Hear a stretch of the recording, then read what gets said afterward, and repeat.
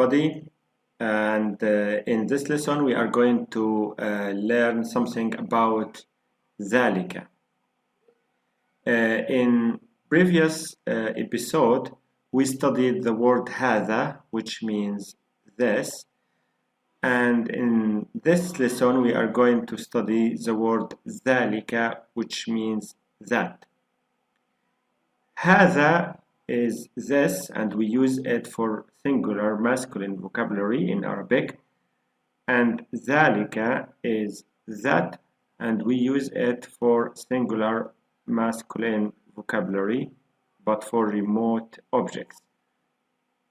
So let's practice with some words. ما ذلك؟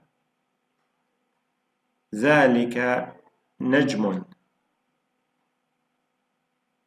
هذا مسجد وذلك بيت. هذا حصان وذلك حمار. أذلك كلب؟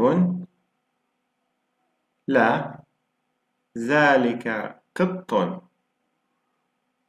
ما ذلك؟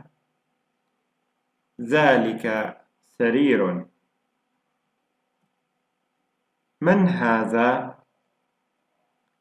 هذا مدرس. ومن ذلك؟ ذلك إمام. ما ذلك؟ ذلك حجر. هذا سكر وذلك لبن. أذلك بيت؟ نعم، ذلك بيت. أذلك مسجد؟ لا، ذلك بيت.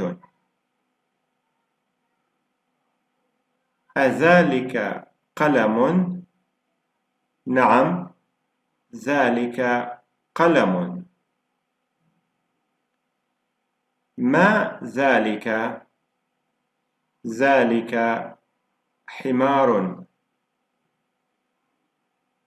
أذلك رجل؟ لا، ذلك رجل. أذلك مدرس؟ لا، ذلك طبيب. ما ذلك؟ ذلك كرسي. ما ذلك؟ ذلك قمر. أذلك قميص؟ نعم، ذلك قميص.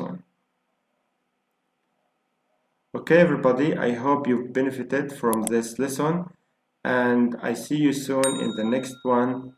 Thank you, and stay tuned. Assalamu alaikum.